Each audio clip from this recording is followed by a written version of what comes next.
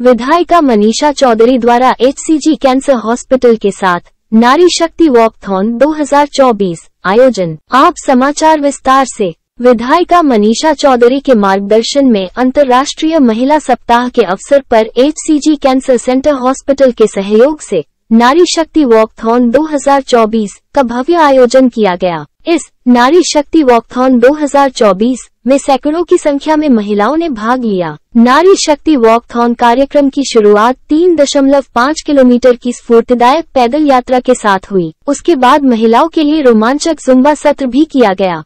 Walkathon में भाग लेने वाली महिलाओं को पदक, प्रमाण पत्र और कूपन के वितरण किया गया, जिससे सभी प्रतिभागी बहुत खुश हुए।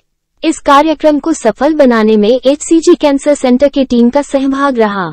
एक दूसरे को सशक्त बनाए रखें और कैंसर के खिलाफ लड़ाई में सभी का साथ दे। इस प्रकार का आह्वान HCG कैंसर हॉस्पिटल ने जनता से किया। इस नारी शक्ति वॉकथॉन 2024 में विधायिका Manisha Chaudhari, doctor George Alex, doctor Santosh Shinde, Priya Dharia Bhajpa के पदाधिकारी और कार्यकर्ता उपस्थित थे। बाइट मनीषा चौधरी, भाजपा विधायिका।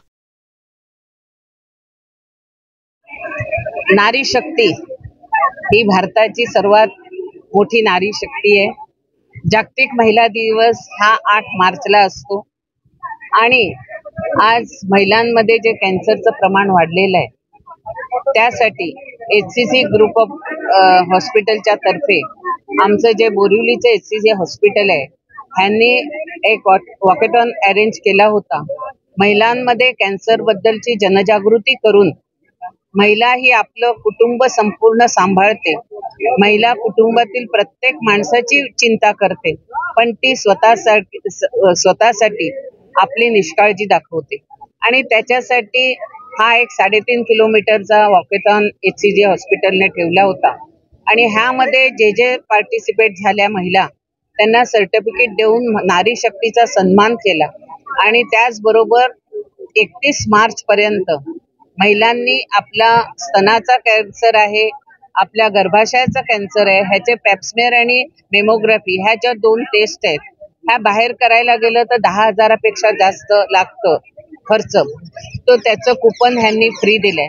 त्याच्यासाठी आयोजक जॉर्ज एलेक्स, त्याचबरोबर डॉक्टर संतोष शिंदेजी, आमच्या प्रिया मॅडम आणि HCG चे सर्व डॉक्टर्स आणि त्याचबरोबर IC ग्रुप असेल, IC चर्च ग्रुप असेल, आमच्या सगळ्या महिला असतील, ह्या सगळ्यांनी आज नारी शक्ती एक आहे हे दाखवून एकता हीच विविधता आहे ह्याच्यामधून आज हा वॉकेथॉनचा कार्यक्रम यशस्वी केला आणि हॉस्पिटल तर्फे जे 10,000 रुपयाचं कूपन दिलेलं आहे तर महिलांना माझी विनंती आहे की आपण कॅन्सर बरा होतो, कॅन्सर डिटेक्ट झाला तर घाबरू नये आणि महिलांनी कूपन घेऊन ते घरात दुसऱ्यांना न देता स्वतःची आपण टेस्ट करायला पाहिजे आणि त्याच्यातून जर एखाद्या महिलेला पॉझिटिव्ह कॅन्सर डिटेक्ट झाला तर आम्ही प्रधानमंत्री आयुष्यमान भारतचा आपलं 5 लाखाचा विमा आहे,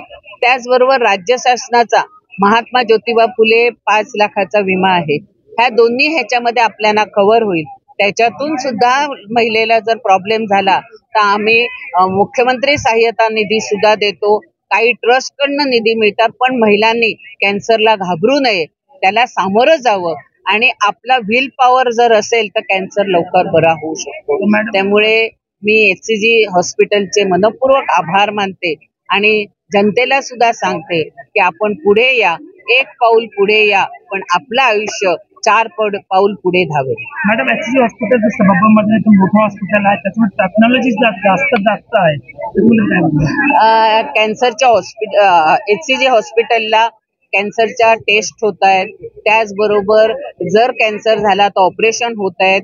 आज इकडनं ते आपण अंधेरीपर्यंत बघितलं तर रेडिओलॉजी ही कुठेच नाहीये आणि अत्याधुनिक रेडिओलॉजी ही आपल्या HCG हॉस्पिटलमध्ये आहे। कारण ह्या हॉस्पिटलचं जेव्हा मी उद्घाटन केलं त्यावेळेला आम्ही त्या हॉस्पिटलमध्ये बघितलं तर जी भिंतीची रुंदी आहे ती सर्वात जास्त आहे का रेडिएशनचं।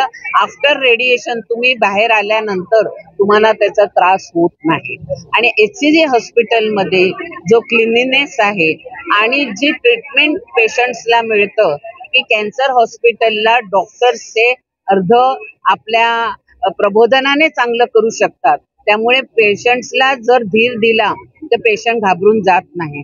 आणि त्यासाठी आता त्यांच्याकडे लोड वाढलेला आहे, म्हणून आता रेडिएशनचं दुसरं मशीन सुद्धा आलेले आहे.